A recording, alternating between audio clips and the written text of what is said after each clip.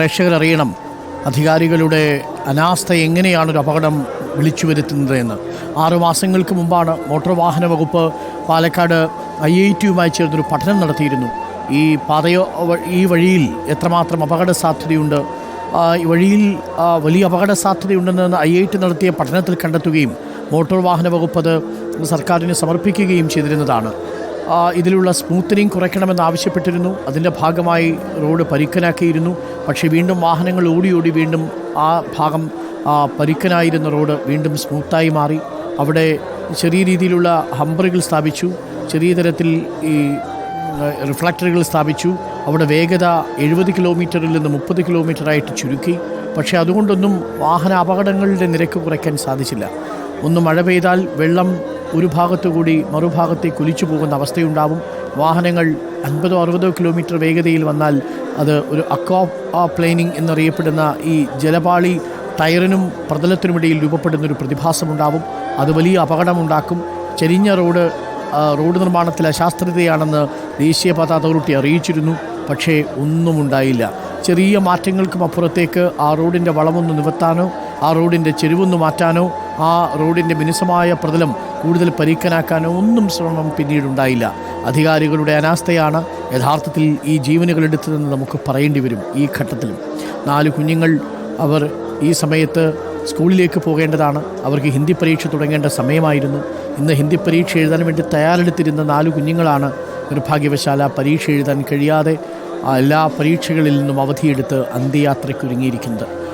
യാത്ര ചെയ്യാനും കളിക്കാനുമൊക്കെ താല്പര്യമുണ്ടായിരുന്ന കൊച്ചു കൂട്ടുകാരികൾ അവർ മദ്രസ മുതൽ 8ാം ക്ലാസ് വരെയുള്ള ക്ലാസ്സുകളിൽ ഒരുമിച്ച് പഠിച്ച് നടന്നവർ, ഒരുമിച്ച് കളിച്ച് നടന്നവർ, ഒരുമിച്ച് വീടുകൾ കയറി ഇറങ്ങിയവർ, 1/2 കിലോമീറ്റർ ചുറ്റളവിനുള്ളിൽ 250-300 മീറ്റർ ചുറ്റളവിനുള്ളിൽ ഈ കുഞ്ഞുങ്ങളുടെ വീടുകളുണ്ടായിരുന്നു.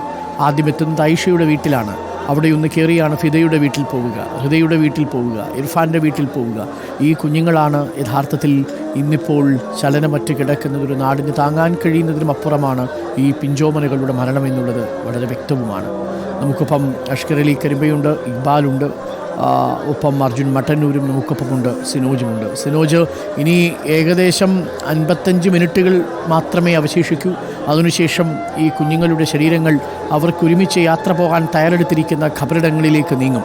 എങ്ങനെയാണോ LP സ്കൂളിൽ വന്നത്, എങ്ങനെയാണോ UP സ്കൂളിൽ പോയത്, എങ്ങനെയാണോ ഹൈസ്കൂളിൽ നിന്ന് പരീക്ഷ കഴിഞ്ഞ് മടങ്ങിയത്, അതുപോലെ അന്ത്യയാത്രയ്ക്ക് അവർ ഖബറിലേക്ക് ഒരുമിച്ച് മടങ്ങും.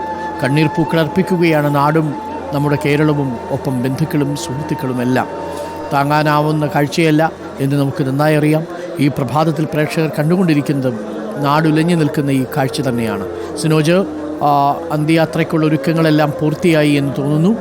ഇപ്പോഴും വലിയ ക്യൂ ഉണ്ടോ കരിമ്പനക്കൽ ഹാളിൽ? ഇക്ബാലിലേക്ക് വരാം. ഇക്ബാൽ, വലിയ ക്യൂ ഇപ്പോഴും ഈ കരിമ്പനക്കൽ ഹാളിലുണ്ടെന്ന് മനസ്സിലാക്കുന്നു. സ്കൂൾ കുട്ടികളും ഇപ്പോൾ എത്തുന്നുണ്ട്, നാട്ടുകാരെത്തുന്നുണ്ട്, വലിയ ആൾക്കൂട്ടമുണ്ട് കരിമ്പനക്കൽ ഹാളിന് ചുറ്റുമല്ലേ?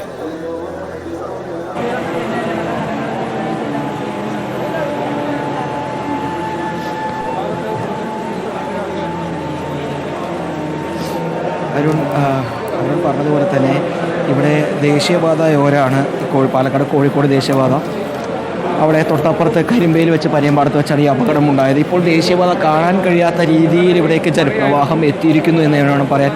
നിരവധി ആളുകൾ ഈ കരിമ്പനക്കൽ ഹാളിൻ്റെ 4 പുറവും വന്ന് അവിടെ കാത്തു കെട്ടിയിരിക്കുകയാണ്. കാരണം ഏതെങ്കിലും രീതിയിൽ തങ്ങളുടെ മക്കളെ കണ്ടിട്ടേ ഇവിടെ നിന്ന് പോവുള്ളൂ. കാരണം അത്രയും ഇഷ്ടമുള്ള 4 മക്കളായിരുന്നു നാട്ടുകാരെ സംബന്ധിച്ചിടത്തോളം. അതുകൊണ്ട് തന്നെ അവരിവിടുന്ന് സന്തോഷത്തോടു കൂടി പല ദിവസവും സ്കൂളിലേക്ക് പോകുന്നത് വലിയ രീതിയിൽ സന്തോഷത്തോടെ കണ്ടിരുന്ന നാട്ടുകാരാണ്. ആ നാട്ടുകാരുടെ മുന്നിലേക്കാണ് ഈ 4 മക്കളുടെ ചേതനയേറ്റ ശരീരം ഇപ്പോൾ ഈ കരിമ്പനക്കൽ ഹാളിൽ പൊതുദർശനത്തിന് വേണ്ടി വെച്ചിരിക്കുന്നത്.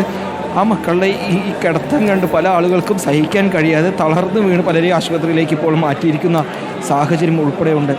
അധ്യാപകരുടെ എത്തിയിട്ടുണ്ട്, കരിമ്പ സ്കൂളിലെ സഹപാഠികൾ ഇവിടേക്ക് എത്തിയിട്ടുണ്ട്. അവരുടെ കൂടെ ഈ 4 പേരുടെ കൂടെയും മുമ്പ് UP സ്കൂളിലും അതുപോലെ തന്നെ മദ്രസകളിലെല്ലാം പഠിച്ചിട്ടുള്ള സുഹൃത്തുക്കൾ ഇവിടേക്ക് എത്തിയിട്ടുണ്ട്. അവരെ പഠിപ്പിച്ചിട്ടുള്ള അധ്യാപകർ, ഉസ്താദുമാർ എല്ലാം ഇവിടേക്ക് എത്തി. അവരെല്ലാം കരഞ്ഞുകൊണ്ട് ഇവിടെ തളർന്നിരിക്കുന്ന ദൃശ്യമാണ് ഈ കരിമ്പനക്കൽ പൊതുദർശനം നടക്കുന്ന ഈ കരിമ്പനക്കൽ ഹാളിൽ കാണാൻ വേണ്ടി സാധിക്കും. തൊട്ടപ്പുറത്ത് നമ്മുടെ മനസ്സ് പൊട്ടി തെറിക്കുന്ന രീതിയിലുള്ള കാഴ്ചകൾ കാണുന്ന അവരുടെ മൃതദേഹങ്ങളുടെ തൊട്ടപ്പുറത്ത് അവരുടെ മാതാപിതാക്കൾ ഇരിക്കുന്നതാണ്.